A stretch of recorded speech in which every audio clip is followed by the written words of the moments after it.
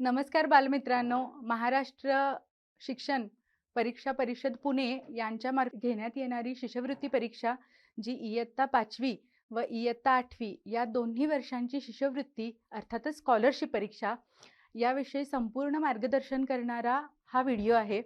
तर सर्वात प्रथम मला तुम्हाला सांगावंसं वाटतं की 2025-26 या शैक्षणिक वर्षासाठी आपले विद्यार्थी दिनांक 8 फेब्रुवारी 2026 रोजी ही परीक्षा देणार होते, परंतु त्याच दिवशी केंद्रीय शिक्षक पात्रता परीक्षा आलेली आहे आणि त्यामुळे आपल्या विद्यार्थ्यांची परीक्षा थोडी पुढे ढकलण्यात आलेली आहे आणि ती परीक्षा होणार आहे दिनांक 22 फेब्रुवारी 2026 रोजी। रविवार आहे त्या दिवशी दिनांक 22 फेब्रुवारी 2026 रोजी आपले विद्यार्थी जे की इयत्ता 5वीचे आहेत, जे की इयत्ता 8वीचे आहेत, ते विद्यार्थी शिष्यवृत्ती परीक्षेला सामोरे जाणार आहेत।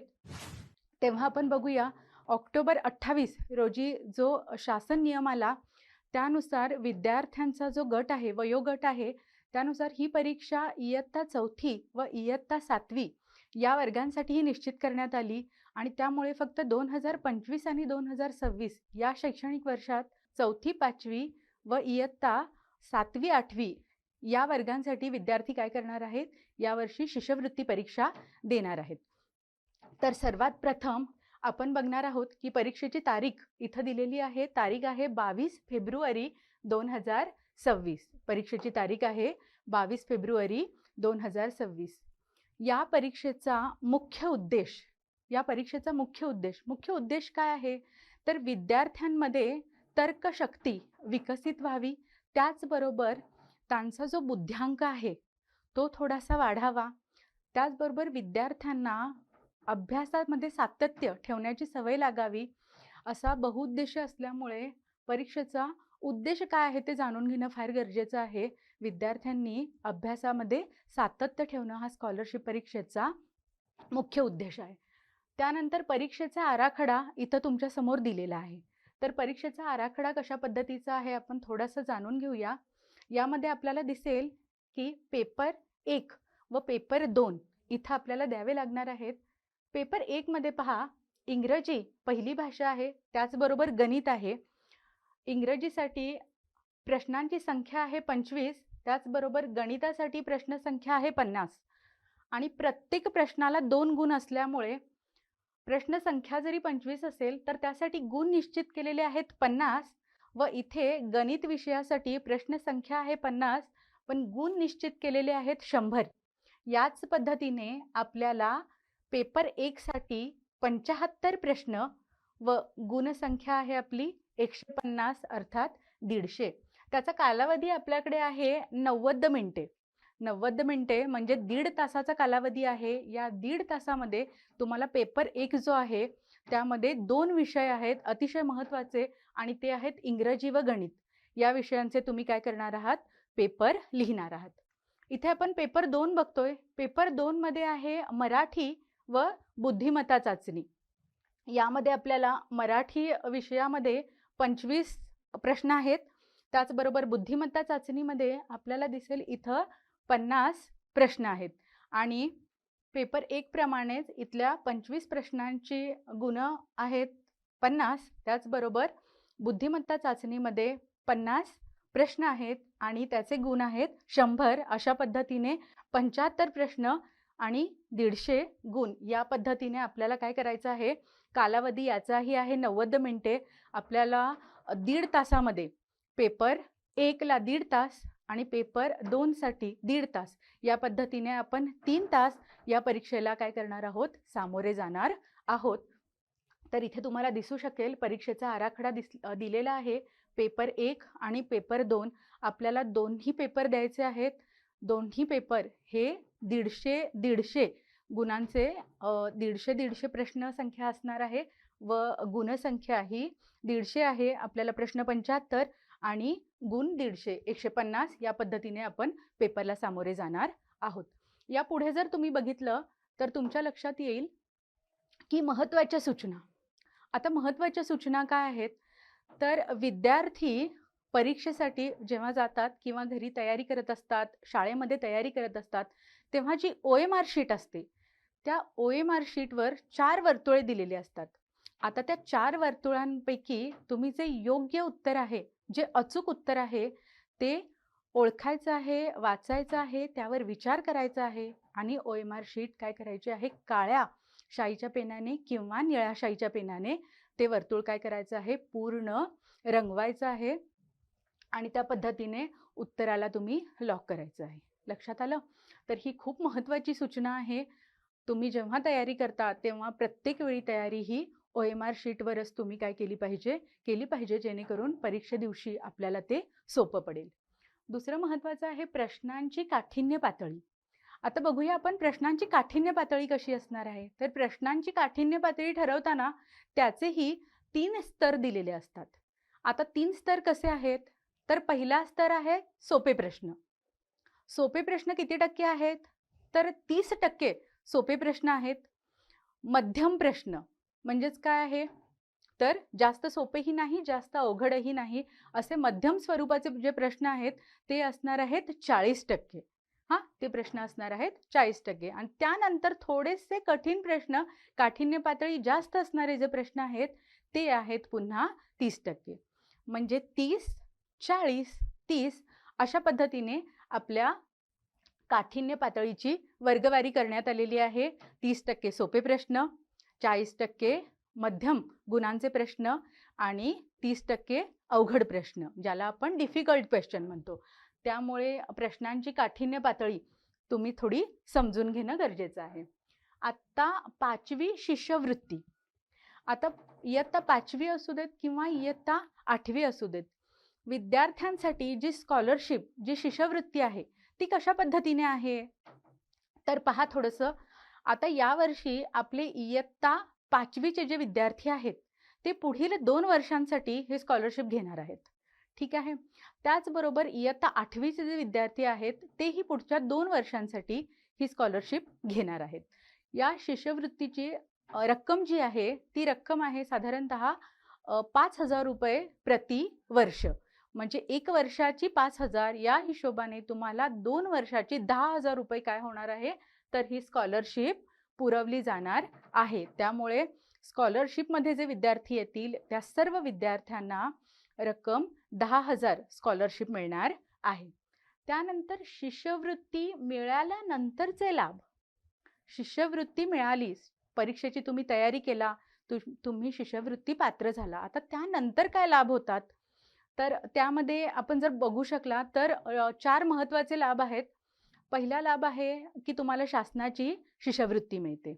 दुसरी सगळ्यात महत्त्वाची गोष्ट आहे की जिल्हा स्तरावर, राज्य स्तरावर, केंद्रीय स्तरावर ही तुमची स्वतःची एक ओळख तयार होते. शिष्यवृत्ती धारक ही तुमची जी ओळख आहे ती राज्य स्तरावरती, जिल्हा स्तरावरती, त्याचबरोबर केंद्रीय स्तरावरती तयार होते. त्यानंतर आहे की ज्या पुढे तुम्ही परीक्षा देणार आहात, मग त्यात NMMS आहे किंवा JEE आहे, नीट आहे, MPSC आहे, UPSC आहे, या सर्व स्पर्धा परीक्षांसाठी तुमचा एक भक्कम पाया तयार होतो. जे काही बेसिक ज्ञान तुम्हाला मिळतं त्यामुळे या परीक्षांसाठी तुमचा भक्कम पाया तयार होतो, जो अतिशय गरजेचा असतो. आणि चौथी महत्त्वाची गोष्ट म्हणजे तुम्हाला अभ्यासामध्ये जे सातत्य जे आहे तुमचं ते खूप तुम्हाला उपयोगी पडतं. त्यामुळे सगळ्यात महत्त्वाचं शिष्यवृत्ती नंतर काय लाभ आला असेल तर अभ्यासामध्ये तुमचं सातत्य, तुमची एक नव्याने ओळख, स्पर्धा परीक्षांची तयारी, अशा बऱ्याचशा गोष्टी शिष्यवृत्ती तुम्हाला देऊन जाते. त्यानंतर आपण पुढे बघणार आहोत की अभ्यासासाठी काय महत्त्वाच्या टिप्स आहेत. ठीक आहे. तर स्कॉलरशिपचा अभ्यास कशा पद्धतीने करायचा, अजून आपण परीक्षेला सामोरे जाण्यासाठी 3 महिने आपल्या हातात आहेत. तर कशा पद्धतीने आपण परीक्षेला सामोरे जाणार आहोत, तर अभ्यासासाठी महत्त्वाच्या टिप्स काय आहेत बघा. पहिली आहे दैनिक वेळापत्रक तयार करा. ठीक आहे. तुम्ही स्वतःचं एक वेळापत्रक तयार करा. त्या वेळापत्रकामध्ये तुम्ही कोणत्या विषयाला किती वेळ देणार आहात. जसं की आपल्याला माहिती आहे पेपर 1 मध्ये गणित असू देत किंवा पेपर 2 मध्ये बुद्धिमत्ता असू देत, खूप महत्त्वाचे विषय आहेत. यांचं थोडंसं गुणांचं मूल्यांकन जास्त आहे. त्यामुळे या विषयांसाठी जास्त वेळ असं आपलं या वेळापत्रकामध्ये तयार झालं पाहिजे. तर या पद्धतीने आपण वेळापत्रक थोडं तयार मी वाचनासाठी एवढा वेळ देणार आहे, मी प्रश्नपत्रिकांसाठी एवढा वेळ देणार आहे. अशा पद्धतीचं एक ढोबळमानाने नियोजन हे आपल्यासमोर असणं खूप गरजेचं आहे. पुढे दिलेलं आहे, महत्त्वाच्या भागांवर लक्ष केंद्रित करा. ठीक आहे. महत्त्वाच्या भागांवर लक्ष केंद्रित करा म्हणजेच काय करायचं आहे बघा, तर आपल्याला सगळ्यांना माहिती आहे गणिती क्रिया जसं की बेरीज, वजाबाकी, गुणाकार, भागाकार खूप महत्त्वाच्या आहेत. त्याचबरोबर जर बुद्धिमत्तेमध्ये बघितलात तुम्ही तर तार्किक प्रश्न आहेत. ते गरजेचं आहे. त्याचा वारंवार सराव करणं गरजेचं आहे. जर तुम्ही इंग्रजी आणि गणित, इंग्रजी, मराठी या विषयांकडे गेलात तर त्यामध्ये थोडंसं पाठांतराचे विषय आहेत. मग वाक्प्रचार आहेत, म्हणी आहेत, शब्दसमूह आहेत. तर अशा पद्धतीने थोडंसं आपण काय करणं गरजेचं आहे, तर महत्त्वाच्या भागांवर लक्ष केंद्रित करणं आवश्यक आहे. त्यानंतर वेळेचा सराव करा. आता वेळेचा सराव करायचा आहे म्हणजे काय करायचं आहे? आपल्याला सगळ्यांना मी सांगितलं आत्ताच, की पेपर 1 साठी आपल्याला 1.5 तास 90 मिनिटं आणि पेपर 2 साठी 1.5 तास म्हणजेच 90 मिनिटं एवढा कालावधी आहे. दिलेल्या कालावधीत आपला पेपर पूर्ण होण्यासाठी आपल्याला वेळेचं भान राखणं किंवा वेळेचा थोडा सराव करणं गरजेचं आहे. स्टॉप वॉचची मदत घ्या. त्या वेळेत माझा हा पेपर सोडवून होतो की नाही हे थोडंसं बघा. त्यासाठी तुम्ही काय करा, स्टॉपवॉचची मदत घ्या, वेळ लावा आणि त्या पद्धतीने थोडासा प्रश्नपत्रिकांचा सराव करा. मागील वर्षाच्या प्रश्नपत्रिका सोडवा. हे खूप महत्त्वाचं आहे, खूप गरजेचं आहे. जेवढा सराव तुमचा जास्त होणार, तेवढ्याच तुमच्या त्या गोष्टी काय होणार आहेत, पक्क्या होणार आहेत. सराव खूप गरजेचा आहे आणि मागील सर्व वर्षांच्या प्रश्नपत्रिका उपलब्ध आहेत. त्या सर्व प्रश्नपत्रिका जास्तीत जास्त सोडवा, सातत्याने सोडवा. रोज तुमच्या दैनंदिन अभ्यासामध्ये ते ठरवून घ्या आणि त्या पद्धतीने मागील सर्व वर्षांच्या ज्या प्रश्नपत्रिका आहेत त्या पूर्ण करा. यानंतर आपण बघू शकतो परीक्षेदरम्यान लक्षात ठेवण्याच्या गोष्टी. ठीक आहे. परीक्षेदरम्यान जे आपल्याला प्रश्नपत्रिका आपल्या हातात मिळाली, OMR शीट आपल्या समोर असेल, अशा वेळी थोडंसं काय करायचं आहे आपल्याला, तर सर्वप्रथम सर्व प्रश्न वाचून घ्यायचे आहेत. त्यानंतर जे सोपे प्रश्न आहेत, तुम्हाला लगेच येतात, तुम्हाला लगेच आठवतात, त्या प्रश्नांना तुम्ही प्राधान्य द्यायचं आहे. असा एखादा प्रश्न आला, की जिथे थोडंसं मला वाटते त्याची काठिण्य पातळी जास्त आहे, असा प्रश्न थोडासा तुम्ही मागे ठेवायचा आहे आणि त्या पद्धतीने तुम्ही ती प्रश्नपत्रिका सोडवत जायचं आहे. OMR शीट तुम्ही रंगवताना गडद करणं अपेक्षित आहे. पूर्ण त्यामध्ये दिलेला जो गोल आहे, तो गडद निळ्या शाईच्या पेनाने किंवा काळ्या शाईच्या पेनाने तुम्ही रंगवणं अपेक्षित आहेत. हे परीक्षेदरम्यान तुम्ही करणार आहात. पुढे दिलेलं आहे मानसिक तयारी. आता मानसिक तयारीमध्ये तुम्ही काय करायचं आहे, तर बघा नेहमी सकारात्मक तुम्ही राहणं गरजेचं आहे. तुमच्यामध्ये आत्मविश्वासाची वृद्धी होणं गरजेचं आहे. मी हे करू शकतो, हे सोपं आहे, याची तयारी माझी शिक्षकांनी घेतलेली आहे. मी घरी याची तयारी केलेली आहे आणि मी पूर्ण आत्मविश्वासाने परीक्षेला सामोरा जाणार आहे. पेपर मला अतिशय सोपा येणार आहे. असा थोडासा पॉझिटिव्ह ॲटिट्यूड तुमच्यामध्ये असणं खूप गरजेचं आहे. त्यामुळे सकारात्मकता जेवढी तुम्ही ठेवणार आहात, तेवढा तो पेपर तुम्ही सोपा जाणार आहे तो पेपर, तेवढा तुम्ही तो पेपर सकारात्मक वृत्तीने हाताळायचा आहे. पुढे दिलेलं आहे आरोग्याची काळजी. आता आरोग्याची काळजीमध्ये तुम्ही काय-काय करायचं आहे बघा. आता मी तुम्हाला सांगतेय विद्यार्थी मित्रांनो, फक्त परीक्षेसाठी आपल्याला 3 महिने उरलेले आहेत. त्यामध्ये काही गोष्टी तुम्ही करायच्या आहेत, तर काही गोष्टी तुम्ही टाळायच्या आहेत. आता तुम्ही करायचं काय आहे ते थोडंसं बघा. तुम्ही नियमित 8 तासाची झोप घ्यायची आहे. ही खूप गरजेची आहे. त्यानंतर तुम्ही अतिशय पौष्टिक आणि घरातलाच फक्त आहार घ्यायचा आहे. ठीक आहे. हे खूप तुमच्यासाठी आवश्यक आहे. त्याचबरोबर व्यायाम, त्यानंतर योगासनं, सायकलिंग असू दे किंवा चालणं असू दे, यातलं काही ना काहीतरी रोज करणं गरजेचं आहे. रोज थोडं अंतर चाला किंवा मैदानावर थोडे मैदानी खेळ जे असतात ते खेळा. त्याचबरोबर थोडंसं सायकलिंग, सर्वांग सुंदर व्यायाम प्रकार आहे सायकलिंग हा, ते थोडा वेळ करा. जेणेकरून तुमचं आरोग्य चांगलं राहील. अशा पद्धतीने तुम्ही काय करणं गरजेचं आहे, तर आरोग्याची काळजी घेणं गरजेचं आहे. आणि काय तुम्ही करायचं नाही आहे, तर तुम्ही काय करायचं आहे, मोबाईलपासून, लॅपटॉपपासून तुम्ही दूर राहायचं आहे. तुम्ही जंक फूड जे आहे ते टाळायचं आहे. या पद्धतीने तुम्ही थोडंसं आरोग्याची काळजी घेतलात तर निश्चितपणे तुमच्यामध्ये आत्मविश्वास वाढेल, सकारात्मकता वाढेल आणि तुमचा पेपर 100% तुम्हाला सोपा जाणार आहे. आणि त्यानंतर शेवटचे प्रेरणादायी शब्द माझ्याकडून मी माझ्या सगळ्या विद्यार्थ्यांना इयत्ता 5वीच्या इयत्ता 8वीच्या एवढंच म्हणू इच्छिते की तुमची स्पर्धा ही दुसऱ्यांबरोबर नाही आहे.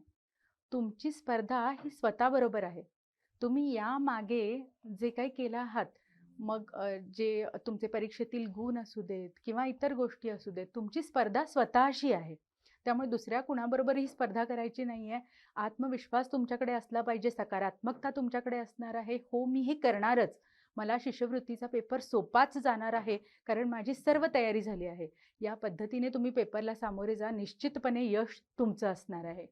आणि त्यानंतर यावर्षी जे विद्यार्थी शैक्षणिक वर्ष 2025 आणि 26 मध्ये जे विद्यार्थी 5वीला आहेत व 8वीला आहेत, त्या सर्व विद्यार्थ्यांना अभिनव परिवारातर्फे परीक्षेच्या हार्दिक हार्दिक शुभेच्छा. या सर्व विद्यार्थ्यांची परीक्षा ही 22 फेब्रुवारी 2026 रोजी होणार आहे. लक्षात ठेवा तारीख, 22 फेब्रुवारी 2026 रोजी शिष्यवृत्ती 5वी व शिष्यवृत्ती 8वी या परीक्षेला तुम्ही सामोरे जाणार आहात. सर्वांना अभिनव परिवारामार्फत हार्दिक हार्दिक शुभेच्छा. धन्यवाद.